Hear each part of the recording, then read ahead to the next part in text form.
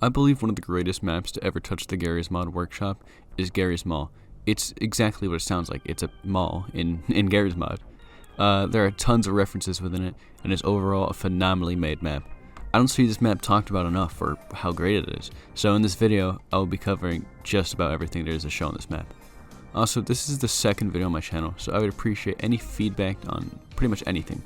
I made sure to try and fix the mic audio this time because in my last video there was a bunch of fans just blowing into my mic, and yeah, that's just about it. Once again, thank you for watching.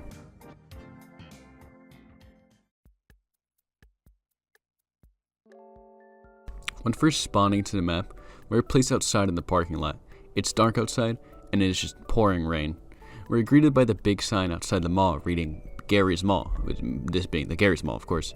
Upon entering the front doors, we are shown two paths, either the left or the right, with both sides having 2 floors. Heading to the right, we find a Starbucks. Nothing is too interesting in this Starbucks other than a door near the back of the store.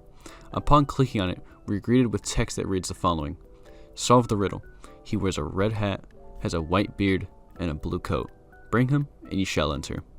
We'll be on the lookout for this as we continue. First, we'll be going to the bottom floor. I just cracked my knuckle there now. I hope that didn't pick up there in the audio. Starting at the bottom right floor, we immediately find a store to our left called Black Factory. Inside the store seems to be some sort of like weird science lab with cardboard cutouts of what seems to be zombies. I couldn't find if this is like a direct reference to anything or whatever.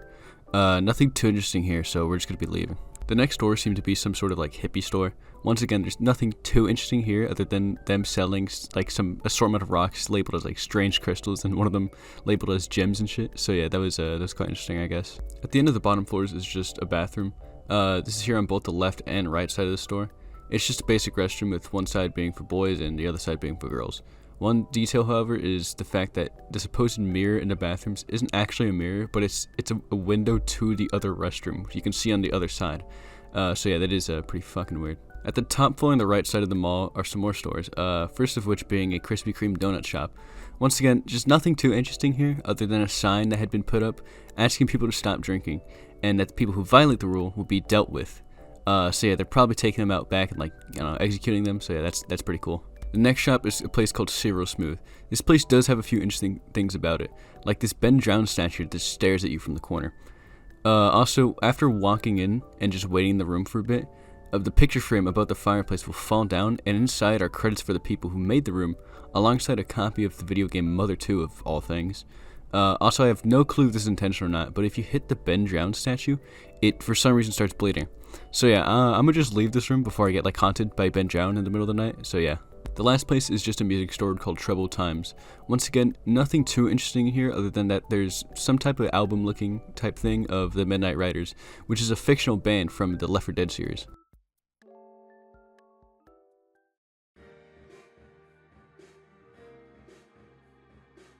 Now onto the left side of the mall. Immediately to our left from the entrance is some type of cafe called Eastern Bloc.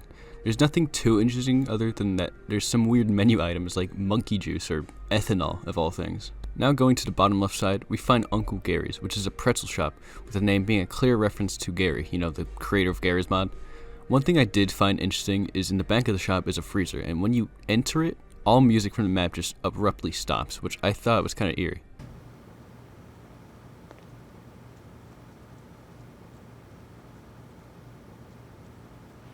Lastly, on the bottom of the floor is a shop called the House of Ratings, which sells ratings from the Face Punch forums, Face Punch being the team behind Garry's Mod. Now on the top floor, to our immediate left, is a barbershop. Once again, nothing too interesting about this, it's just a basic barbershop. But along the same side of the barbershop is a door. Trying to open it shows that it's locked, however a piece of paper is slipped from under the door saying to visit every store. Luckily, we are just about to do that. Inside the next shop is an incredibly detailed shop, with a bunch of model vehicles like planes, tanks, cars, boats, and trains. And on the top of the shop is a animated train riding around the whole, shop. I thought it was kind of interesting. I thought it was kind of cool, The final shop is just a Verizon store. There's literally nothing in this. It's probably like a money laundering scheme, if anything, Now, after entering every store in the mall, we can enter that super secret room that was previously locked.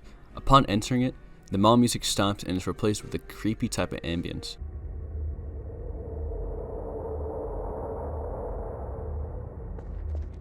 Down the hall is a computer. On the computer are screenshots of the map being made in Hammer Editor, alongside a little bit of text reading, "Hello, observant player," for, people like us who found that secret. Halfway down the hall is a cluster of boxes. After moving all the boxes, it reveals a door, which, upon walking through, brings us to a room, which is a reference to Castlevania, with there also being a poster of the game right outside next to the door. At the end of the hall, it brings us to a final room with all the credits of the people who worked on the map, alongside some screenshots of what I believe are perhaps stores that were scrapped before making it into the final version of the map. We also may recognize something in here.